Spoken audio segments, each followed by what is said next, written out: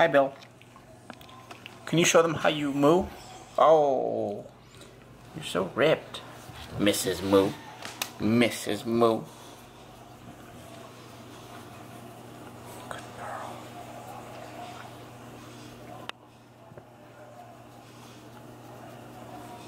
Right. There we go. We do have some changes to report already, and it might seem like this is too early to be changing things, but remember, I was coming out of the gates, I was starting this diet pretty assertively. However, you know, I did expect myself to be able to stick to what I signed for myself a little bit longer than what I am reporting today.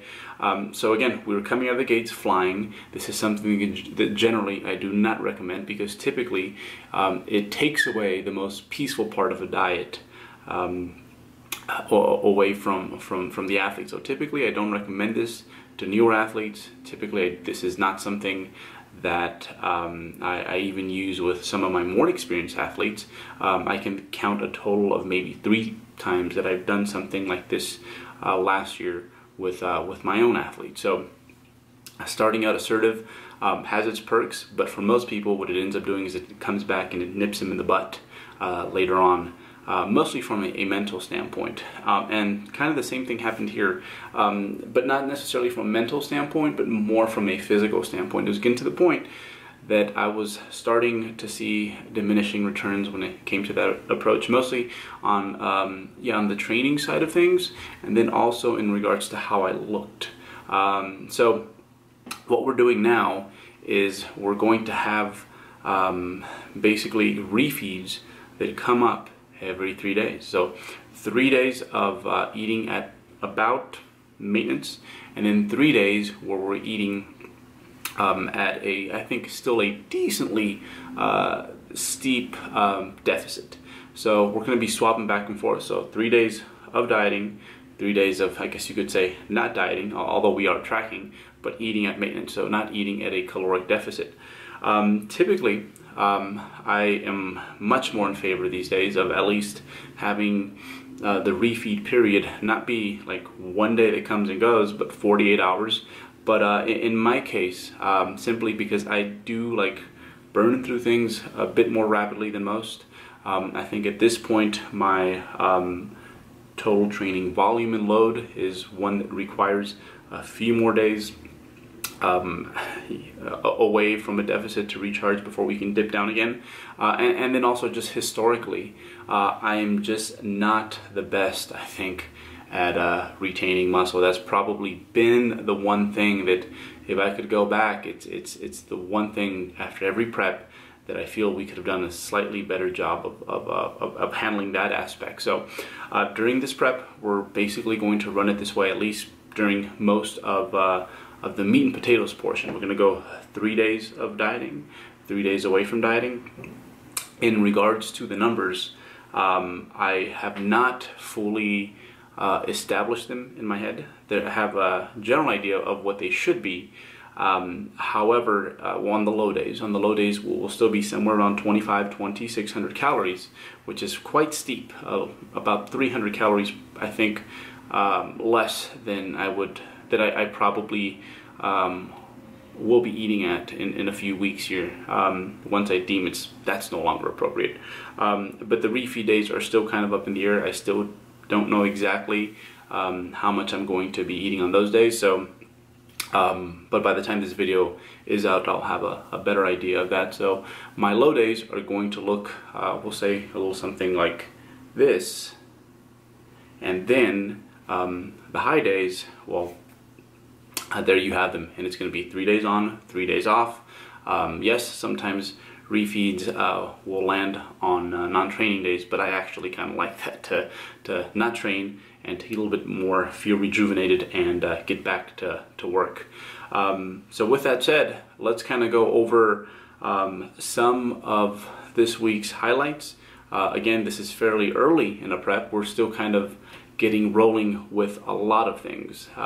So, you know, we're more than anything trying to find that, that sweet spot, so that we can just stay cruising there for a minute and kind of let the prep come to us. All right. Yeah, so I guess without further ado, this is how it went.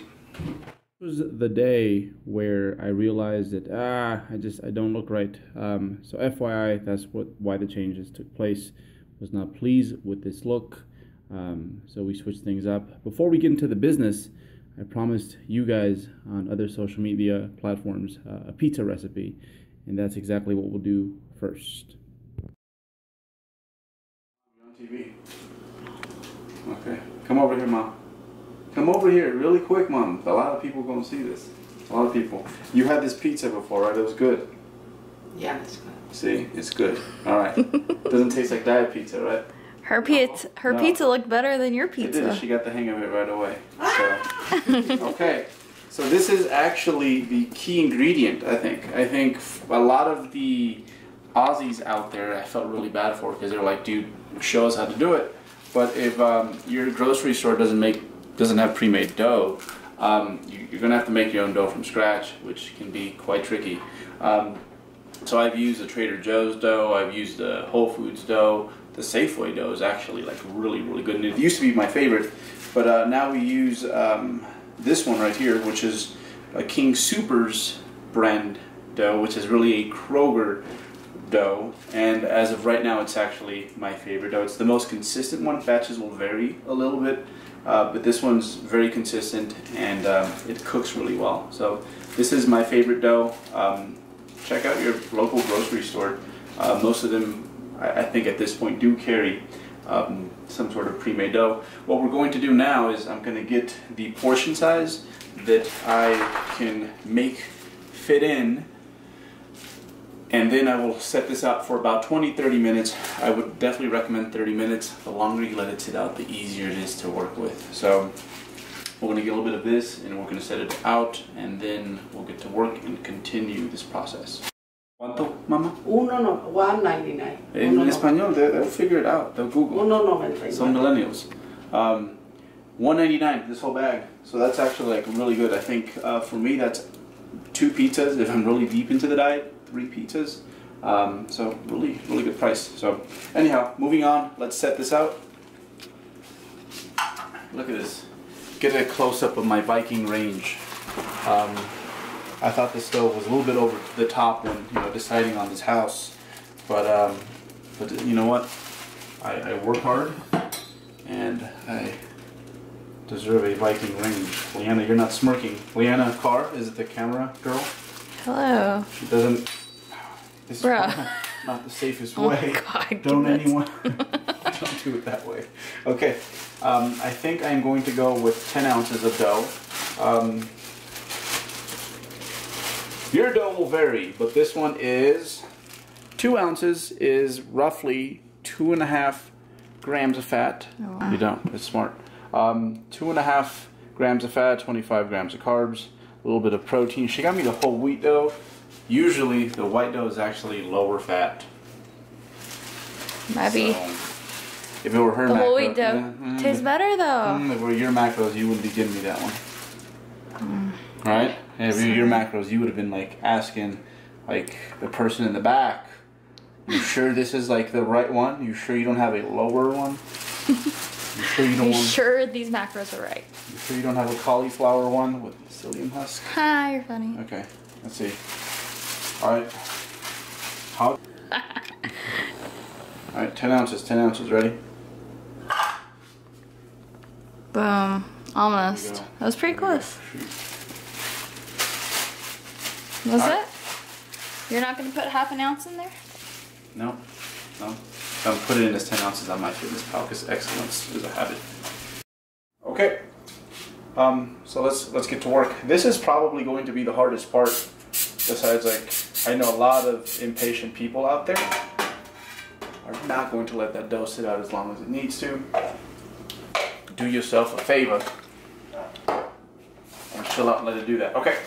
But after that, after you have evaded the temptation to get to work on your dough a bit early, the kneading of the dough is probably the next hardest part.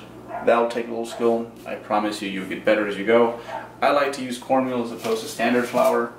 I feel like it gives it a really good flavor and texture. So here we go.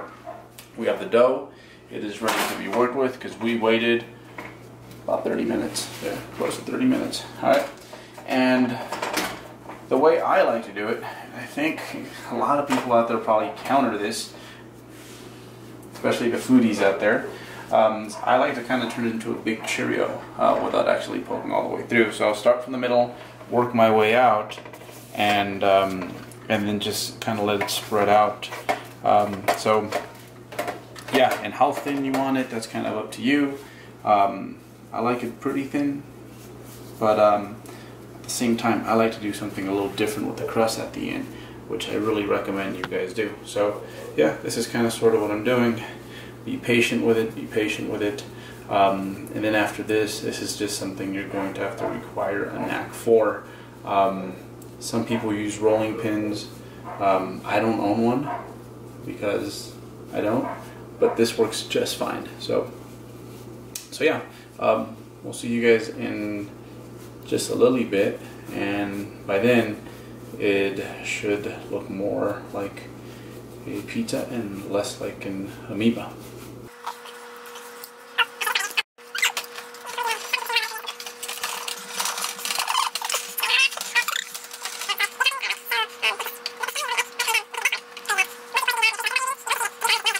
I'll just dump it on there, and it's gonna be 60 grams because I know how this stuff works. That's probably like 67. The part that I think gives it a little bit more boom.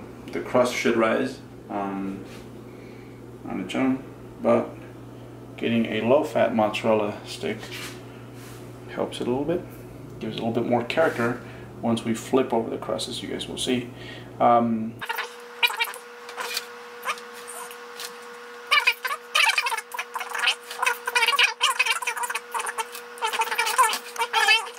You actually mess with the boar's head. I like using real cheese, to be honest, because fake cheese is just plain inferior, and this cheese actually melts really well, so it's not like you need to coat it everywhere. So you're going to see that there's going to be some spots where it's like actually missing cheese, but by the end of it, it's actually going to cover most of the pizza. This is jalapeno pepper jack. What brand? Boar's Head, and it all is we know. It's delicious. All we know. We are a Boar's Head type of household. All right, and then this is just instinct, like how I'm going to place it and how I know, that it's going to melt this way. That's just something that I can't teach. I can't teach. Look at that. Look at that.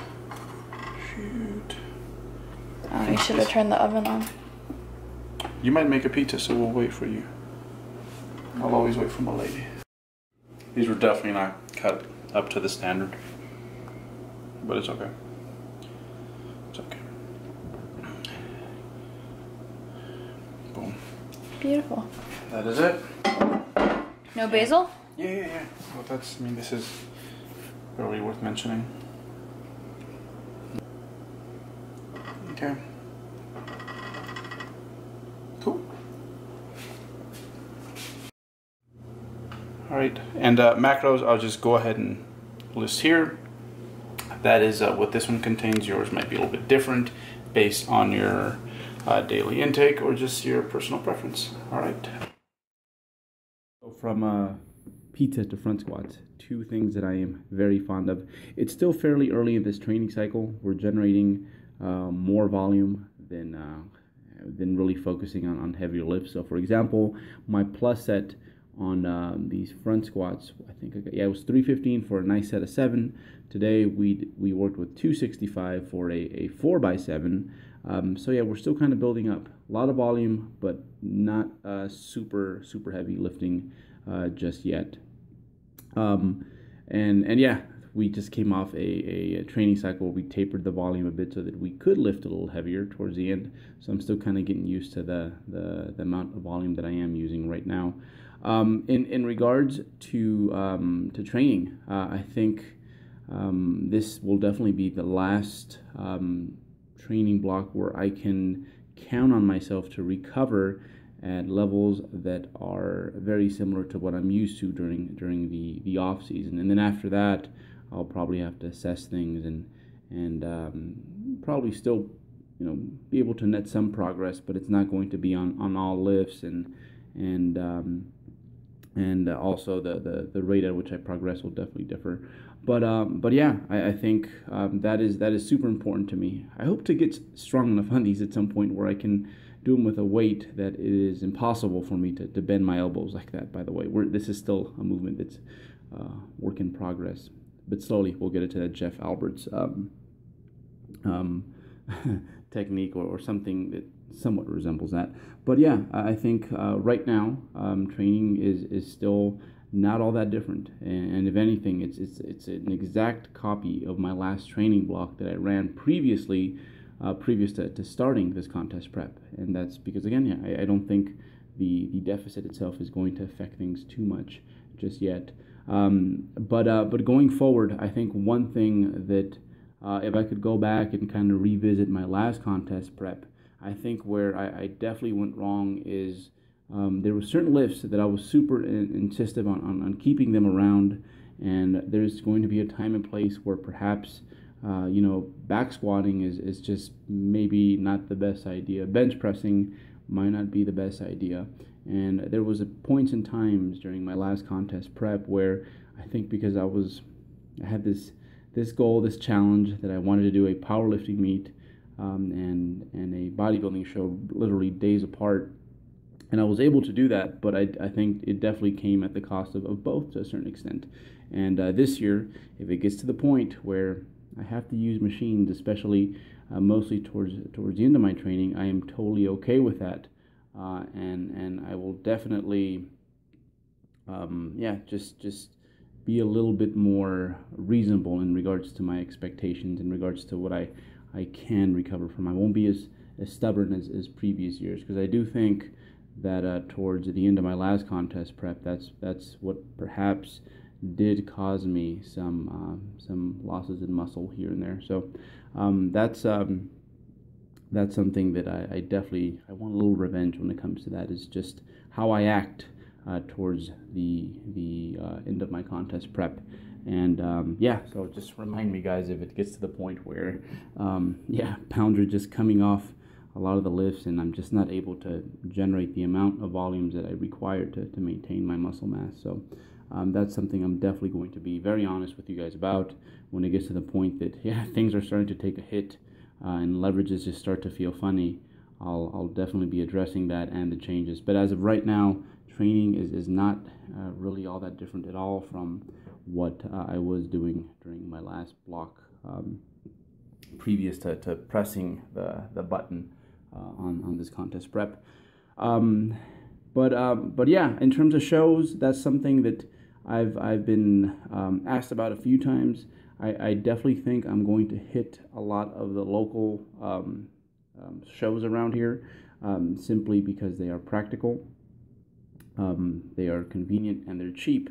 And then maybe we can take this thing on tour, but I definitely want to get my feet wet in some of the local shows around here, and then from there decide where I want to go with this. So in regards to like big shows, I really don't have those fully planned out just yet. I think I'm going to let myself get into, I guess, striking range, and then from there decide what is good. And then also, what is Jeff Alberts doing? I definitely want to hit up a few shows with him and a few other buddies. It's all things that I will consider. This movement here looks kind of funny, and I just wanted to, I was like, man, they're going to give me crap about the partial. But there's definitely, I guess, some benefits to doing a chin up in this way, like not necessarily touching the bar with your chin. And maybe a video is in order at some point. But anyhow, that is how things are right now. We decided to get off the gas a little bit. The biggest change this week was the fact that we're going into a 3 high day, 3 low day type of format, and we'll be cruising that way, I hope, for a while. I hope this is I guess a good spot to work from for the next few weeks, and I don't have to make all too many changes, and I can just kind of get lost in the process and being an athlete. So yeah, that is a goal from this point on, to just kind of just dig for a while. Weight is at about 175, 176, depending on what day it is. Did I refeed? Am I running on my third load day or prior to this setup? Like 5 load days essentially. So yeah, 175 to 176 is where I'm tending to kind of roam at. I did see a low of 172, but that was just a freaky, nasty, flat low. Basically, the day where I took those snippets, and I was not pleased at all. So yeah, I think from this point onwards, I can safely say that we'll kind of settle here for a while and just kind of let the prep do its thing. But yeah, that is what I have to report. There's not much to report just yet. And to be quite honest, I hope it stays that way, and I can just rest assured that this is a good speed to cruise at. So yeah, 176. Again, I think the goal is going to be somewhere in the high 150s. That's probably where I will achieve the conditioning I am looking for, and hopefully we get to achieve it this year while maintaining a lot of our fullness and muscularity. So yeah, I'll leave it there, guys, and yeah, look forward to to bring you guys up to speed with next week. But as of now, that's where we're at.